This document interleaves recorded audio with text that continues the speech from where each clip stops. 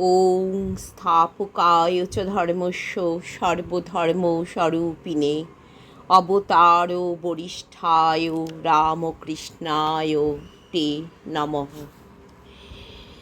জননীং শারদাং দেবীং রামকৃষ্ণং জগদ্গুরুং পাদপদ্মে তয়োশ্রিত্বা প্রণমামি মুহুর্মুহুঃ। ওং নমঃ শ্রী জ্যোতিরাজায় বিবেকানন্দ সুরয়ে সচ্চিৎ সুখ স্বরূপায় স্বামিনে তাপহারিণে। অচিন্ত্যকুমার সেনগুপ্তের পরম পুরুষ শ্রী শ্রী রামকৃষ্ণের আজ সপ্তম পর্বের পাঠ শুরু করতে চলেছি। প্রথমেই ঠাকুর, মা ও স্বামীজির চরণে জানাই শতকোটি প্রণাম। শুরু করছি আমার আজকের পাঠ।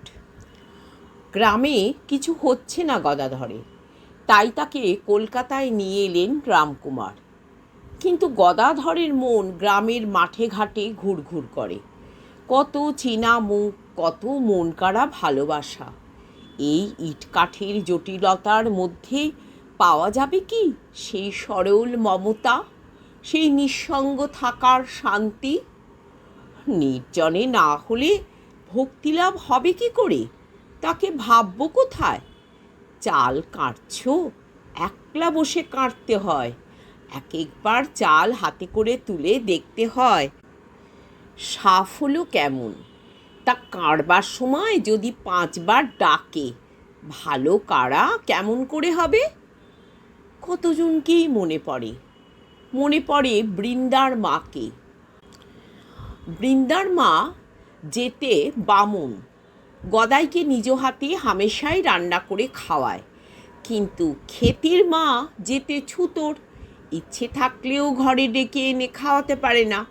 মনটা কেবল আঁটু বাটু করে, মনের কথা মুখে ফোটে না। ধনী কামান্নের বোন শঙ্করী কাছে পিঠেই থাকে। তাকে একদিন জিজ্ঞেস করলে গদাধর, আচ্ছা বলতে পারো ক্ষেতির মা আমাকে কি বলতে চাইছে, অথচ যেন বলতে পারছে না? শঙ্করী তো মনের কথাও জানতে পেরেছ তাহলে? বেশ, তবে বলো কি খাবে, আমি নিয়ে আসছি।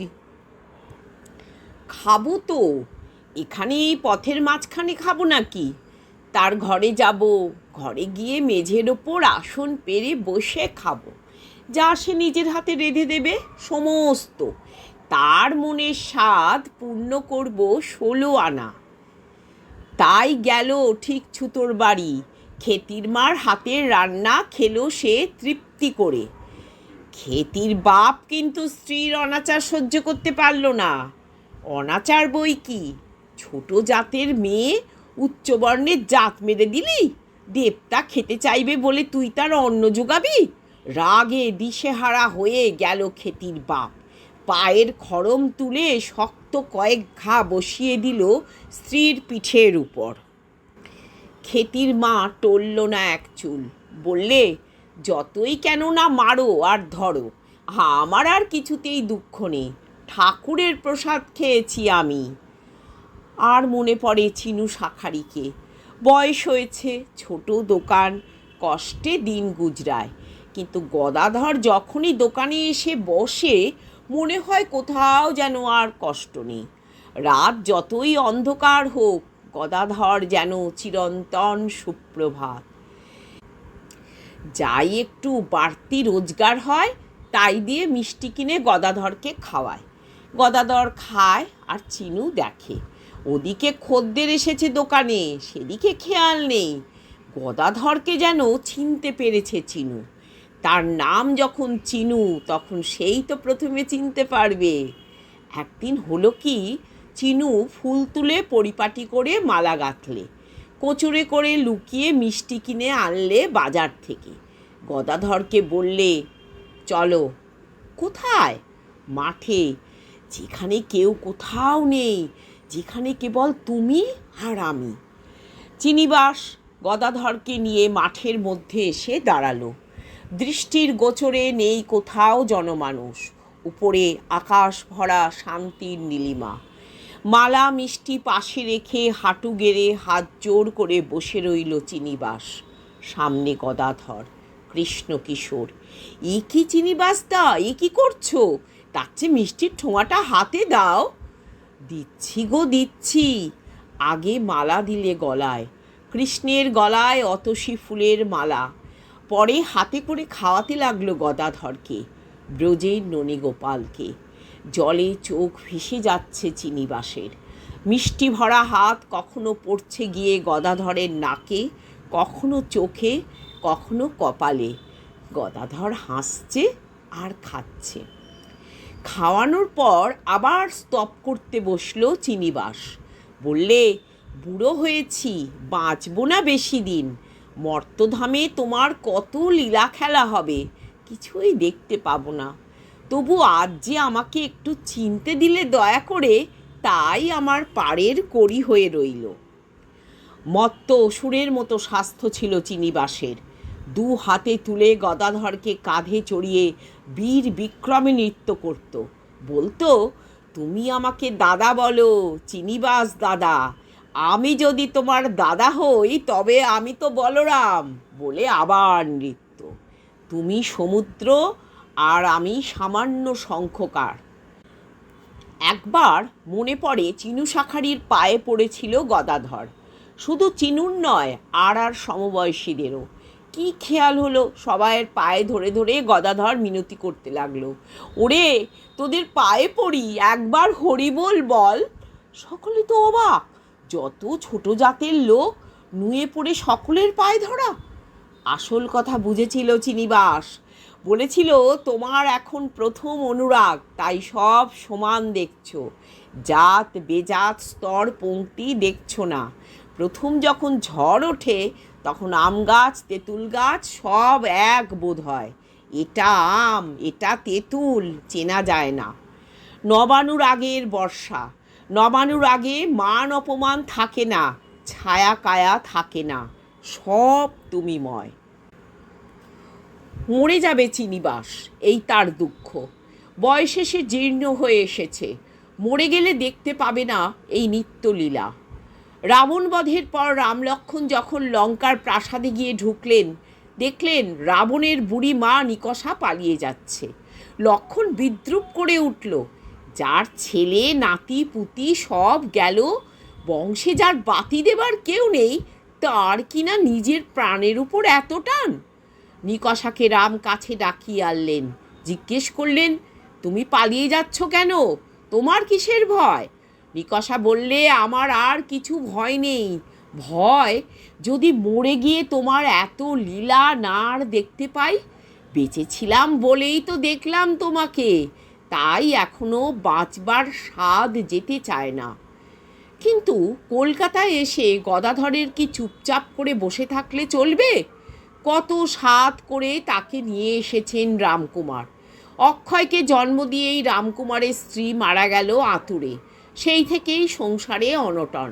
ছেলে গর্ভে আসতেই কেমন হয়ে গিয়েছিল বৌদি, কাঁধে অলক্ষ্মী চেপেছিল।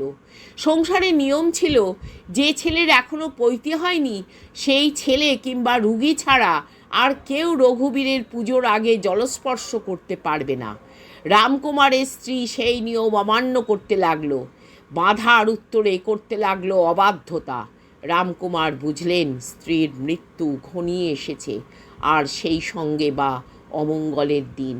হলোও তাই, স্ত্রী চলে গেল, সংসারে এলো কঠিন দুর্ভাগ্য। গদাধরের পরে আরেকটি বোন ছিল সর্বমঙ্গলা। গৌরহাটে রামসদয় বন্দ্যোপাধ্যায়ের সঙ্গে তার বিয়ে দিলে, যখন 8 পেরিয়ে 9 পড়েছে।